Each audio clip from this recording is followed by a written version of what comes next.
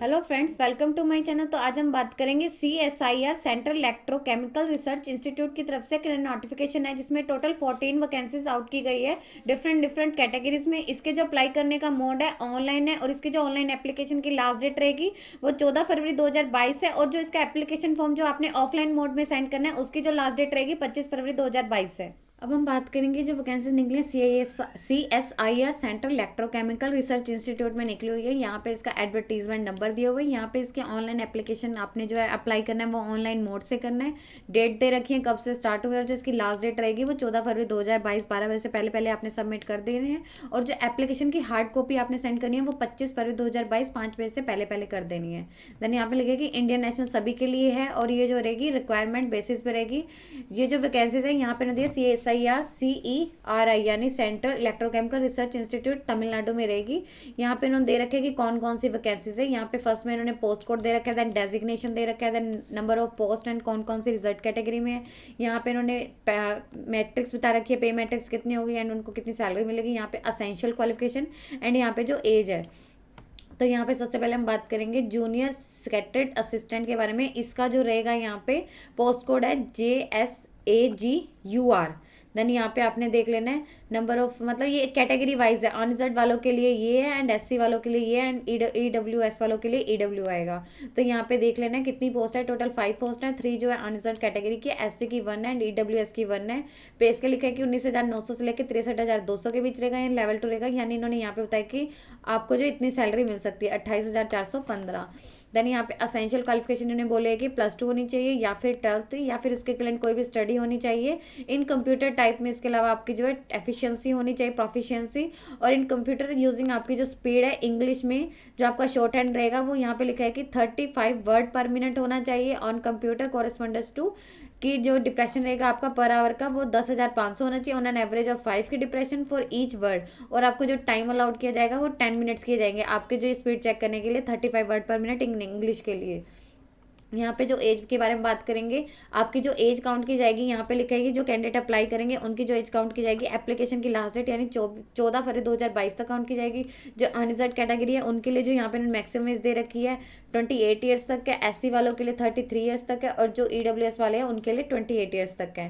Then हम next बात करेंगे जूनियर सेक्रेटरी असिस्टेंट F&A यानी फाइनेंस एंड अकाउंट में। तो यहाँ पे टोटल जो है 2 पोस्ट है, OBC की 1 है एंड SC की 1 है।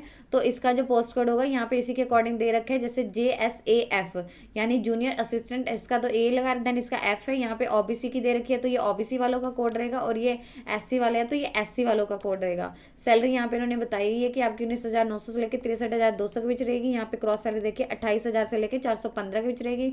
+2 या फिर लिखा है कि इसके इक्विवेलेंट कोई भी स्टडी की होनी चाहिए विद अकाउंटेंसी। आपका जो है एक सब्जेक्ट होना चाहिए +2 में या फिर यहाँ पे लिखा हुआ है एंड प्रोफिशिएंसी। इसके अलावा जो है आपकी कंप्यूटर टाइपिंग में प्रोफिशिएंसी होनी चाहिए, वही 35 वर्ड पर मिनट होनी चाहिए। इंग्लिश में आपको जो टाइमिंग दी जाएगी 10 मिनट्स की दी जाएगी। एज यहाँ पे बात करेंगे OBC वाले जो है वो 31 ईयर्स तक की दी गई है उनको एज लिमिट, SC वालों को 33 ईयर्स तक की दी गई है। देन यहाँ पे जूनियर सेक्रेटरीट असिस्टेंट एसेंट की पीछे यहाँ पे लिखा है कि इसका जो कोड है यहाँ पे दे रखा है अनरिजर्व वालों का ये है एंड OBC वालों का ये है। टोटल 2 पोस्ट है, अनरिजर्व की 1 है एंड OBC की 1 है। पे स्केल यहाँ पे दिया हुआ है इसका सेम ही है। यहाँ पे लिखा है कि +2 या फिर उसके इक्विवेलेंट कोई भी स्टडी होनी चाहिए। इसके अलावा कंप्यूटर टाइपिंग में आपकी प्रोफिशिएंसी होनी चाहिए, यानी आपकी इंग्लिश में जो टाइपिंग है वो 35 वर्ड पर मिनट होनी चाहिए। 10 मिनट्स का आपको जो टाइम दिया जाएगा। अनरिजर्व वालों के लिए जो एज है 28 ईयर्स तक की है और जो OBC वाले हैं उनके लिए 31 ईयर्स तक की है। देन यहाँ पे जूनियर स्टेनोग्राफर की है, यहाँ पे कोड दे रखे हैं अनरिजर्व के लिए ये वाला रहेगा एंड OBC वालों के लिए ये रहेगा GST का। देन यहाँ पे आपने यहाँ पे देख लेना है कि क्या है। 4 पोस्ट हैं, 3 अनरिजर्व कैटेगरी की, OBC की 1 है। पे स्केल यहाँ पे 25,500 से लेकर 81,100 के बीच रहेगा, यानी लेवल 4 का रहेगा। आपकी जो सैलरी मतलब आपको मिल सकती है यहाँ पे होता है 37,239 रुपये तक मिल सकती है।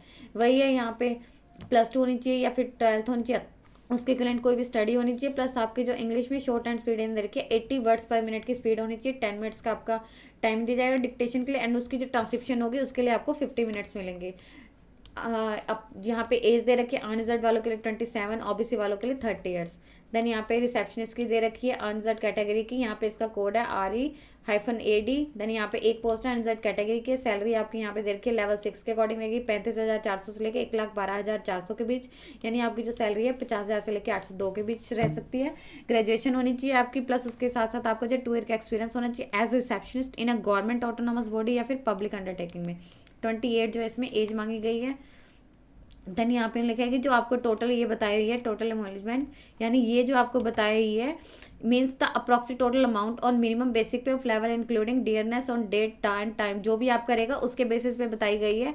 Then age limit and relaxation इसके आगे बताई गई है। यहाँ पे इन्होंने जॉब दे रखी है कि क्या क्या रहेगी, नेचर ऑफ जॉब जो है जूनियर सेक्रेटरी असिस्टेंट क्या क्या रहेगा, प्रोवाइड असिस्टेंट करना होगा जनरल एडमिनिस्ट्रेशन के फंक्शन को, फाइनेंस एंड अकाउंट के, स्टोर एंड परचेज को, स्टेनोग्राफर का रहेगा उन्होंने सीक्रेट स्टेनोग्राफिक असिस्टेंट प्रोवाइड करना होगा, टाइपिंग या कोई भी other official work in administration.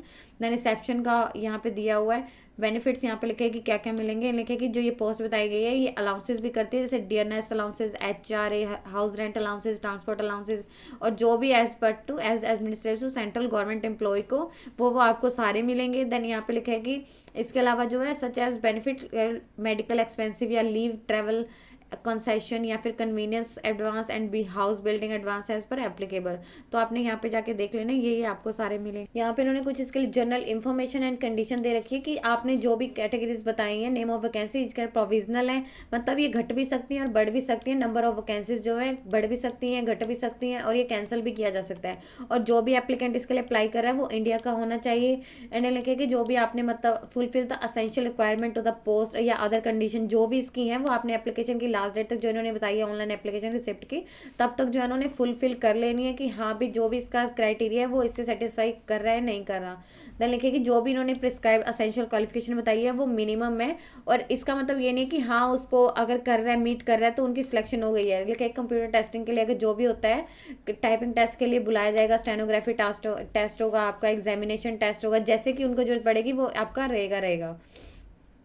Then लिखे कि आपने जो अपना एप्लीकेशन सब should be accompanied by self attested copies of relevant educational, जो भी आपके रहेंगे qualification experience, the prescribed qualification must have obtain through किसी भी मतलब रिकॉग्नाइज्ड यूनिवर्सिटी से या इंस्टीट्यूट से होनी चाहिए। इनकम्प्लीट एप्लीकेशन या आपने एप्लीकेशन अपना इनकम्प्लीट भरा हुआ है, ये एप्लीकेशन आपका रिसीव हो रहा है लास्ट डेट के बाद, या डॉक्यूमेंट जो आपने उसमें किए हैं वो आपके लग रहे हैं कि मिसमैच हो रहे हैं तो सीधा रिजेक्ट हो जाएगा।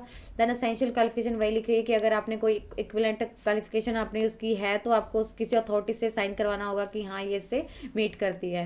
देन ये है कि in any place other than Hindi और इंग्लिश सर्टिफिकेट ट्रांसक्रिप्शन, अगर आपका कोई सर्टिफिकेट है वो हिंदी एंड इंग्लिश के अलावा किसी अदर लैंग्वेज में है तो आपको जो इसका ट्रांसक्रिप्ट होगा सेम ड्यूली अटेस्टेड होना चाहिए, वो गेस्टेड ऑफिसर से या न्यूट्री से जब भी आपने सबमिट करना है। एज एंड आपकी जो लिखा है कि एज क्वालिफिकेशन एंड एक्सपीरियंस जो भी आपका काउंट किया जाएगा एप्लीकेशन की लास्ट डेट तक किया जाएगा। The period of experience must be counted after date of acquiring minimum qualification, जो भी इन्होंने दिया हुआ है कि हाँ आपने जो भी अपनी डिटेल्स वगैरह भरनी है वो सही से भरनी है। देन डिसीजन जो भी होगा इसके regarding all matter eligibility, except किसे कर रहे हैं, रिजेक्ट किसे कर रहे हैं, मोड कौन सा है, वो मतलब डिसीजन ऑफ डायरेक्टर CSI या CECRI का ही होगा ऑल मैटर्स में। कोई भी आपको अदर कुछ भी ऐसा अगर हाँ आपका एप्लीकेशन फॉर्म रिजेक्ट तो उसके रिगार्डिंग आपको कोई ऐसी मेल वगैरह नहीं आएगी कि हाँ कैंडिडेचर हो गया है।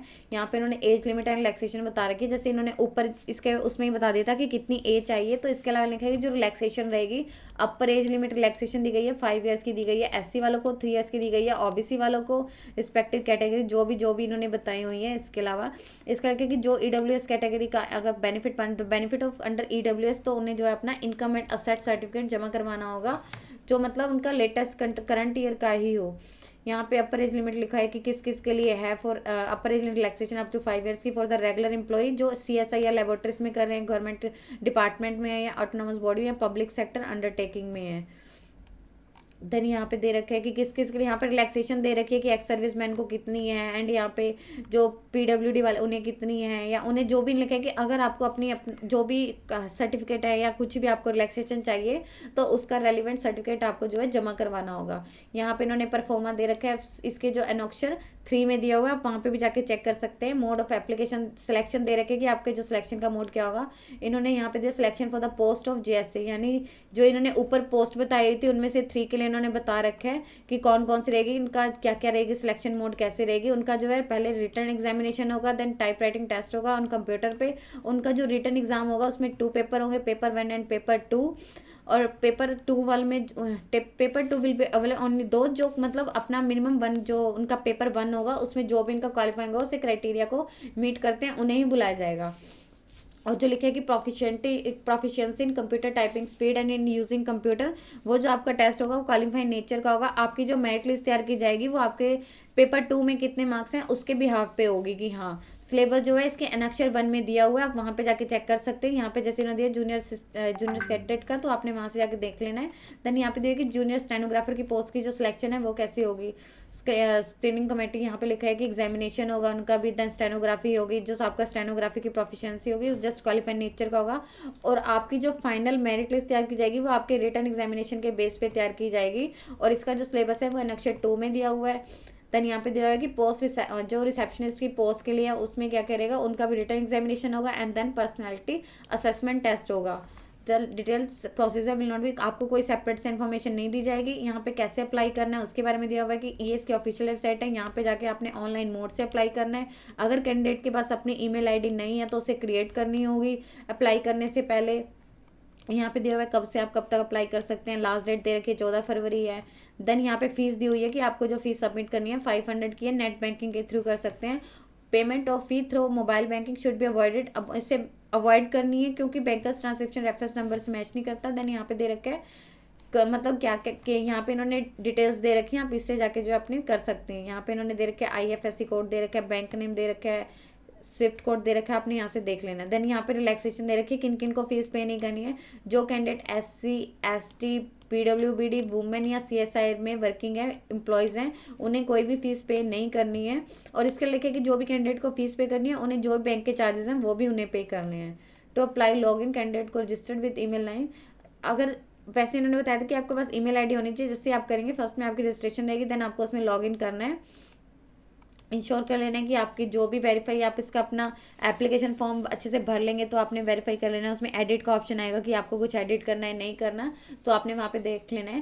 देन आपका जैसे ही फाइनल हो जाएगा आपने उसका एक प्रिंट आउट निकलवा लेना है। यहाँ पे लिखे कि आपका सिस्टम जनरेटेड प्रिंट आउट निकलवा के उस पर आपने साइन करके bye self attested copy of certificate, जो भी आपके डॉक्यूमेंट रहेंगे लाइक आपकी मार्कशीट है या आपका कोई एक्सपीरियंस है या आपका कोई रिलैक्सेशन चाहिए कैटेगरी है, आपने जो है ये सारे जो डॉक्यूमेंट हैं plus with 1 passport size photo होनी चाहिए, सेल्फ साइंड होनी चाहिए। अपने जो और जो आपकी जो ये रहेगी आपने एप्लीकेशन फ़ी पे की है उसका आपका रहेगा, आपने जो है सेंड करनी है। यहाँ पे दे रखे एनवेलप के ऊपर जो लिखा होना चाहिए application for the post of, कौन सी पोस्ट के लिए अप्लाई करना है और उसका जो पोस्ट कोड भी लिखा होना चाहिए।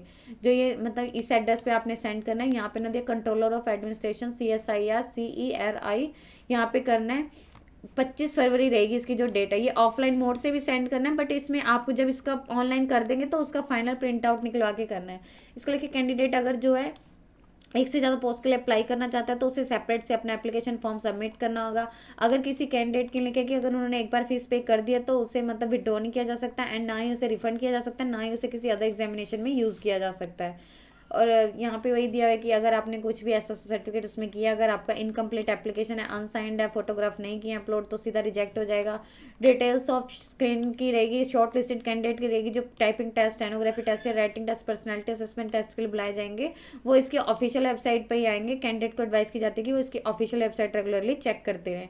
देन यहाँ पे इन्होंने डॉक्यूमेंट दे रखे हैं जो आपने पोस्ट करने हैं। अपने जो भी इसका फाइनल आप डॉक्यूमेंट सेंड करेंगे, फाइनल आप अपना एप्लीकेशन फॉर्म सेंड करेंगे तो जो एंड में एप्लीकेशन फॉर्म आएगा वो आपने सेंड करना है। प्लस उसके साथ यहाँ पे रहेगा आपकी फीस का रहेगा कि आपने नेट बैंकिंग से किया, ई रिसिप्ट या ट्रांसक्रिप्शन रेफरेंस जो भी आप करेगा वो आपने सेंड करनी है, उसका प्रूफ आ जाएगा।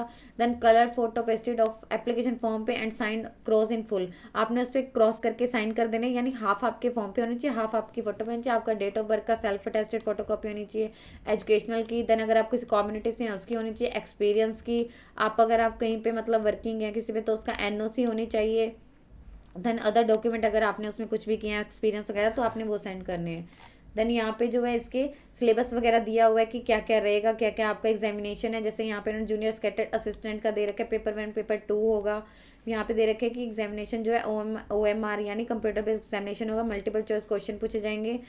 ट्वेल्थ के अकॉर्डिंग रहेगा। 200 मार्क्स का होगा, 2.5 घंटे की इसकी टाइमिंग रहेगी। पेपर 1 में दिया हुआ है मेंटल एबिलिटी टेस्ट होगा, यानी 1.5 घंटे का 100 क्वेश्चन पूछे जाएंगे, 200 मार्क्स का होगा। क्विज में कोई भी नेगेटिव मार्किंग नहीं है। देन यहाँ पे 2 में पूछा है कि general awareness English, general English के पूछे जाएंगे, नेगेटिव मार्किंग होगी। किसी भी आप कोई भी आप 1 नेगेटिव मार्क, 1 नंबर कटेगा अगर आप कोई भी गलत नंबर देते हैं तो। कोई भी आप गलत आंसर देंगे तो आपका 1 नंबर कटेगा। देन यहाँ पे जूनियर स्टेनोग्राफर के लिए बता रखे कि एग्जामिनेशन होगा आपका 200 मार्क्स का होगा, 2 आवर्स की टाइमिंग रहेगी। यहाँ पे इन्होंने सिलेबस इससे रिगार्डिंग आएगा। देन जूनियर प्रोफिशिएंसी टेस्ट इन स्टेनोग्राफर के लिए इंग्लिश में 50 मिनट आपको दिए जाएंगे। देन यहाँ पे सारा कुछ आपने देख लेना है, ये इसके फॉर्मेट है, पर पूरा आपका यही प्रोसेस रहेगा। आपने जो अपना एप्लीकेशन फॉर्म कैसे सेंड करना है, ऑनलाइन मोड से भी करना है एंड ऑफलाइन मोड से भी करना है। यदि आपको इससे रिलेटेड और अधिक जानकारी चाहिए तो आप इसके ऑफिशियल वेबसाइट पर जाकर चेक कर सकते हैं, जिसका लिंक मैं आपको डिस्क्रिप्शन बॉक्स में डाल दूंगी। यदि आपकी इस वीडियो से रिलेटेड कोई भी क्वेरी है तो आप हमें कमेंट सेक्शन में लिख के बता सकते हैं। वीडियो अच्छी लगी हो तो प्लीज लाइक एंड शेयर। इस तरह के और इन्फॉर्मेटिव वीडियोस को देखने के लिए आप हमारे यूट्यूब चैनल को सब्सक्राइब कीजिए।